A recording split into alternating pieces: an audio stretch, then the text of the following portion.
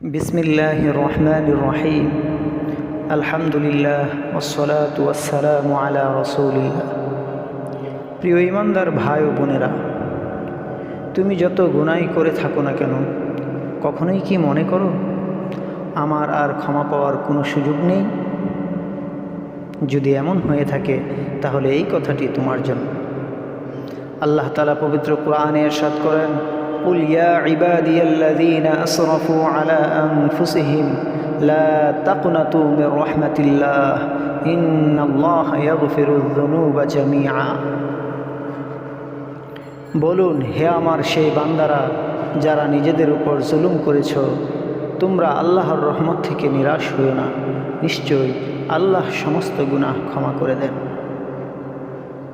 খেয়াল করো, আল্লাহ পাক বলেছেন আমার সেই বান্দারা গুনাহ করার পরও তিনি তাদের আমার বান্দা বলে ডাকছেন। সুবহানাল্লাহ।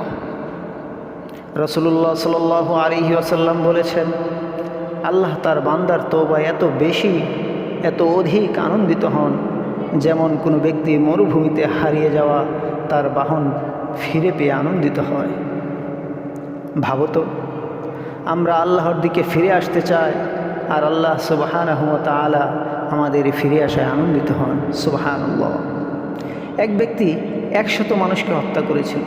তারপর সে মনে করলো তার তওবা করা উচিত। সে একজন আলেমের কাছে গিয়ে জানতে চাইল, আমার কি তওবার কোনো সুযোগ আছে?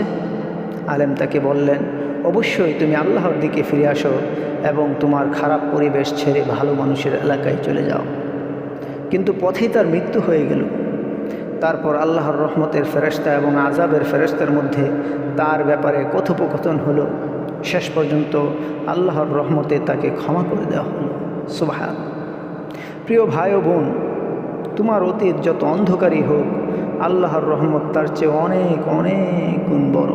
তাই গুনাহ করে ফেললে হতাশ হও না, তওবা করো, চোখের পানি ফেলো আর বিশ্বাস রাখো আল্লাহ ক্ষমাশীল, পরম দয়ালু। কথাগুলো যদি তোমার হৃদয় ছুঁয়ে যায় তাহলে ভিডিওটি একজন প্রিয় ভাই বা বোনের কাছে শেয়ার করো। আর এমন হৃদয়স্পর্শী ইসলামিক ভিডিও পেতে মীর ফুয়াদ অফিসিয়াল চ্যানেলটি সাবস্ক্রাইব করে পাশে থাকো। আল্লাহ তাআলা আমাদের সবাইকে খাঁটি তওবা করার এবং তার রহমত লাভ করার তৌফিক দান করুন। আমিন।